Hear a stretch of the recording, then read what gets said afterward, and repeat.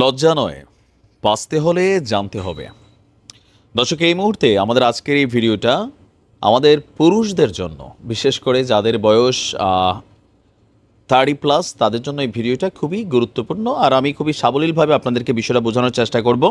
যদিও আমি কোনো ডাক্তার না, বাট আমার কাছে বাংলাদেশ থেকে বা অনেক জায়গা থেকে, যেহেতু আমি সাউথ কোরিয়াতে থাকি, এখানে প্রাকৃতিক অনেক কিছু পাওয়া যায়, যেগুলো বাংলাদেশের লোকাল মার্কেটে 2 নাম্বারই অনেক ঔষধ আছে, যেগুলো কুরিয়ার বলে চালাই দেয়। এর মধ্যে খুবই গুরুত্বপূর্ণ হচ্ছে এক ধরনের গাছের শিকড়, যেটাকে কোরিয়ান ভাষায় জিনসাম বলা হয়। এটার আবার নানান ক্রাইটেরিয়া আছে। কোনোটা আছে এটা মানে এই শিকড়গুলা খাইলে আপনার গলার কাশি ভালো হবে, কোনোটা আছে শারীরিক যে পুরুষদের যেই এনার্জি, যেটা সেক্সুয়াল এনার্জি, সেটা ভালো হয়, রক্ত পরিশোধন হয়, অনেক ধরনের কিন্তু জিনিস আছে। বাট এক একটা এক এক কাজের। তা আমাদের দেশে বা কলকাতা হারবাল যারা খান, সেখানে নানান ধরনের 2 নাম্বারই বাটপাড়ি চিটারি হয়। তো আজকের ভিডিওতে অনেকে আমার কাছে বলেন যে ভাই এটা একটু পাঠান না, বা এটা কেমনে, টাকা লাগলে টাকা দিব। তো আজকে আপনাদেরকে আমি আপনাদের প্রত্যেকের ঘরে থাকা খুবই কমন একটা জিনিস, লবঙ্গ, এইটা আসলে কিভাবে একজন পুরুষের শরীরে তার প্রজনন ক্ষমতা বাড়ায়, তার সন্তান জন্ম দেওয়ার ক্ষমতা বাড়ায়, অথবা স্ত্রী সহবাসে তার শক্তি বাড়ায়, এই লবঙ্গ নিয়ে আমি এই ভিডিওটা করছি একজন কি বলা হয় যে দায়িত্বশীলতার জায়গা থেকে। যাই হোক, লবঙ্গ বেসিক্যালি আমরা বিভিন্ন তরকারিতে দিই, মাংসের মশলা হিসাবে আমার ধারণা, প্লাস হচ্ছে ধরেন চায়ের মধ্যে টধ্যে দেই। তো এখন আসেন যে লবঙ্গটা আপনি কেন খাবেন এই মুহূর্তে। আপনি সরাসরি এটার ভিজে পানিও খাইতে পারেন, পারলে চাবাইও খাইতে পারেন, পারলে চায়ের মধ্যে দিয়েও খাইতে পারেন। কেন খাওয়া উচিত? লবঙ্গ খাওয়ার প্রথম বলা হচ্ছে যে লবঙ্গ কামোদ্দীপক।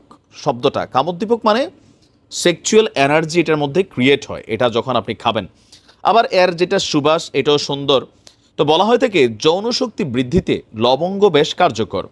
জীবনযাত্রার নানা কারণে স্বাভাবিক আমরা যারা পুরুষরা আছি, ধূমপান করি, কেউ মদ খাই, কেউ আবার দীর্ঘস্থায়ী রোগে আক্রান্ত। তো এগুলোর কারণে শারীরিক যে এনার্জি সেটা নষ্ট থাকে, ফলে শুক্রাণুর সংখ্যা কমে যায়। অর্থাৎ শুক্রাণুর উৎপাদনের যে প্রক্রিয়া সেটা বাধাগ্রস্ত হয়। পুরুষের উর্বরতা স্বাভাবিক রাখতে ডায়েট বড় ভূমিকা রাখে।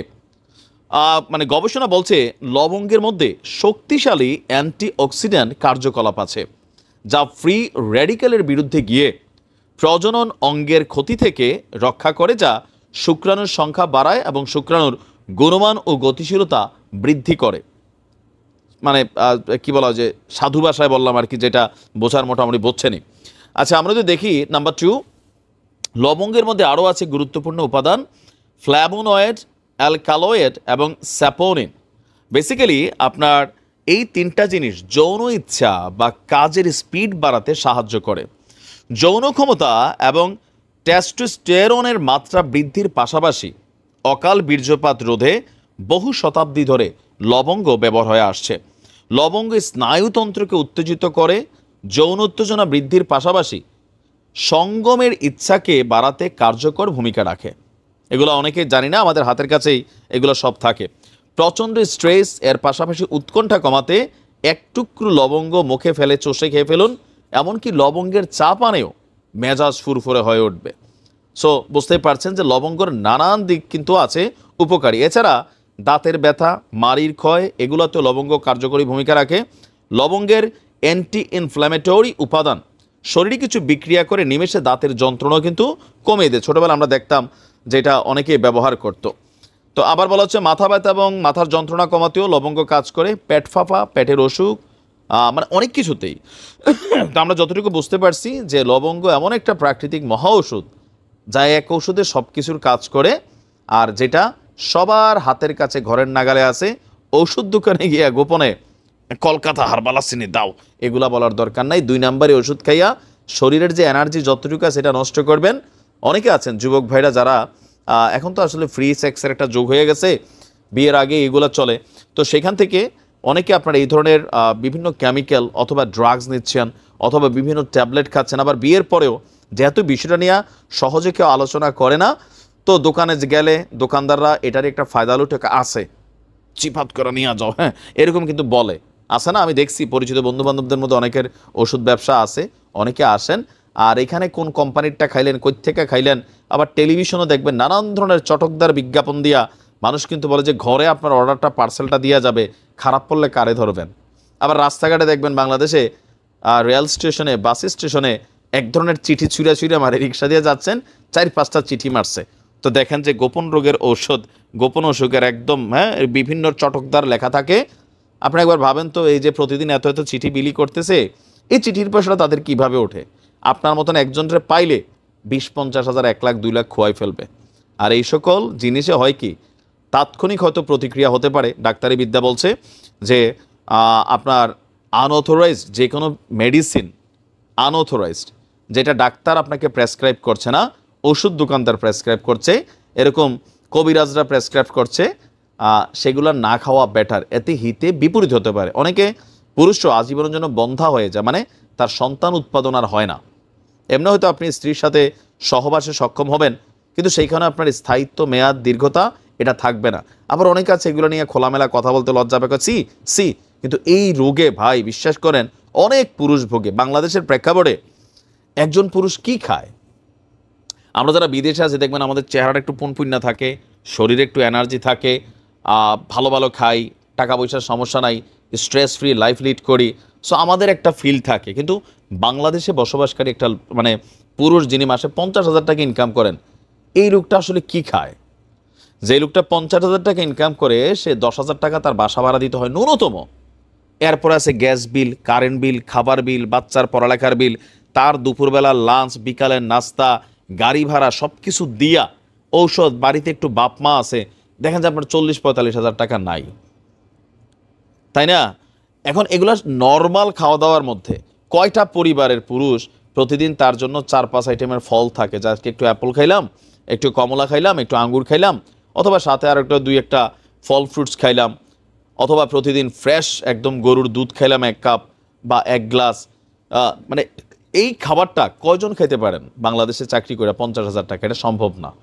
তারপরে কাজের জায়গায় গরম, আপনারা তো জানেনই যে খুবই গরম পরিবেশে যারা কাজ করে তাদের কি বলা হয় যে সেক্সুয়াল যে ইন্টেনশনটা নষ্ট হয়ে যায়, প্রজনন ক্ষমতা কমে যায়, শুক্রাণুও কিন্তু নষ্ট হয়ে যায়। এগুলো নানান ডাক্তাররা এখন বলছে এগুলো। তো আমরা বাঙালি বাসের মধ্যে গেদাগেদি, বাইরে গরম ভাই, অফিসে এসি নাই, সারাটা দিন কিন্তু আমরা এই স্ট্রেস, নানান টেনশন, ধাক্কা ধাক্কি এগুলোর মধ্যে দিয়ে চলি, তাই না? তো যেটার কারণ হচ্ছে কি, সন্তান অনেকেরই হচ্ছে, কিন্তু সহবাসের যে সক্ষমতা এটা অনেকেই হারিয়ে ফেলেছে। আর যার কারণে নানান ধরনের চটকদার কোম্পানিগুলা আপনার নানান রকম বিজ্ঞাপন দিয়া কোটি কোটি টাকার ব্যবসা হচ্ছে। সো আজকে যেই পরামর্শটা দিলাম, লবঙ্গ প্রত্যেকের কাছে আছে, ঘরে আছে, পরিষ্কার করে ধুইয়া খাওয়া শুরু করেন। হ্যাঁ, আমি তো আর ডাক্তার না, তবে বেশ কয়েকটা আর্টিকেল দেখা মনে হইলো যে এটা আপনাদের সাথে শেয়ার করি, এরপরে কার্যকরী কতটুকু কি সেটা নিজেই টের পাবেন। জানি না এই কথাগুলো কতটুকু সত্য বা কতটুকু মিথ্যা। আসলে বিশ্বাসের জায়গাটা তো অনেকটা ফিকে হয়ে গেছে। সো কাকে যে বিশ্বাস করবো আর কাকে বিশ্বাস করব না, কারণ যেই দেশটা এই বক্তব্য দিচ্ছে এই দেশটাই ওই দেশ যারা মার্কিন যুক্তরাষ্ট্রের কথা রাখতে গিয়ে বা ভালোবাসার সম্পর্ক টিকিয়ে রাখতে গিয়ে তাদের দেশ থেকে আমাদের বীরদের যে পলিট ব্যুরোর সদস্যরা ছিলেন তাদেরকে বিতাড়িত করেছেন। কেন? কারণ তারা বলছে যে আমরা তোমাদেরকে বলছি, তোমরা আমাদের কথাটা পাত্তা দিচ্ছ না, আমাদের দেশে তোমাদেরকে আশ্রয় দিয়েছি, রাজনীতি করার সুযোগ দিচ্ছি, কিন্তু দিন শেষে তোমরা কেন আমাদের কথা শুনছো না? বীরদের কথা ছিল, দেখেন আপনারা যে সকল কথাগুলো বলছেন এগুলো কি শোনার মতো? এখানে কাদের স্বার্থটা দেখা হচ্ছে? দেশটির নাম কি? ওয়ান অ্যান্ড অনলি মধ্যপ্রাচ্যের খুবই ধনাঢ্য একটা দেশ, বাট এই মুহূর্তে মার্কিন সাম্রাজ্যের একটা অঙ্গরাজ্য আমরা বলতে পারি, কাতার। তো যাই হোক, হঠাৎ করেই কাতার আবার খুব ভালো একটা সংবাদ দিছে, আমি জানি না, তবে কাতারের একটা শক্ত ভূমিকা হচ্ছে কি, ফিলিস্তিন এবং ইসরায়েল যুদ্ধের মধ্যে মধ্যস্থতাকারী রাষ্ট্র হিসাবে কাতারের কিন্তু শক্তিশালী একটা ভূমিকা আমরা দেখেছি, কিন্তু ফাইনালি এই ভূমিকাটা মার্কিন ভিত্তিকই আমরা যদি দেখি ওইদিকে চলে গেছে। যুক্তরাষ্ট্রের নবনির্বাচিত প্রেসিডেন্ট ডোনাল্ড ট্রাম্পের ক্ষমতা গ্রহণের আগেই, মানে জানুয়ারির 21 সম্ভবত ক্ষমতা গ্রহণ করছে, আপনাদের সেই সেই এলাকায় যুদ্ধবিরতি সম্ভব বলে মন্তব্য করেছেন কাতারের প্রধানমন্ত্রী মোহাম্মদ বিন আব্দুল রহমান বিন জাসিম আল থানি।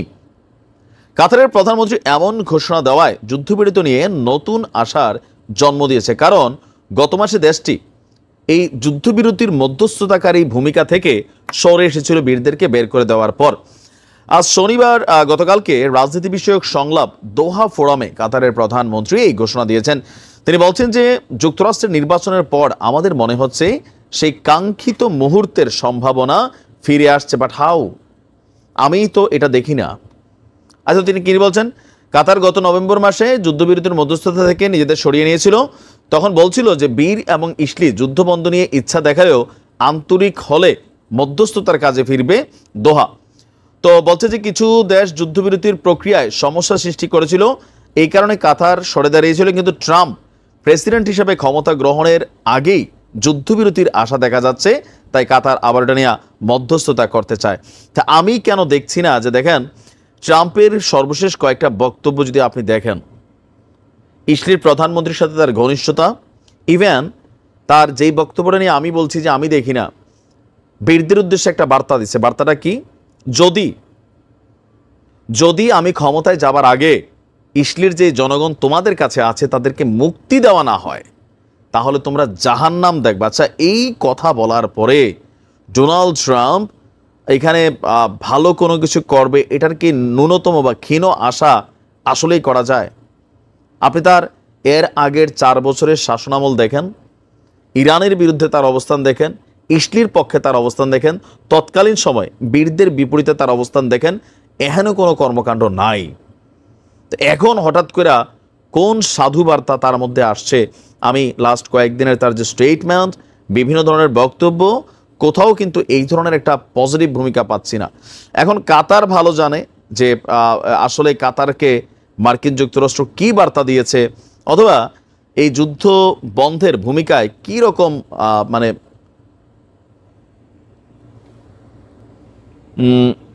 ইশারা ইঙ্গিত আর কি আসলে কি দিয়েছে আমি বুঝি না। তবে এতটুকু বুঝি, কাতার অ্যাজ এ মুসলিম রাষ্ট্র হিসাবে তারা ফিলির পাশে দাঁড়ায়নি, তারা বীরদের পাশে দাঁড়ায়নি, বরঞ্চ পশ্চিমাদের পারপাসকে সার্ভ করার জন্য তারা সর্বোচ্চ পরিমাণ চেষ্টা করেছে।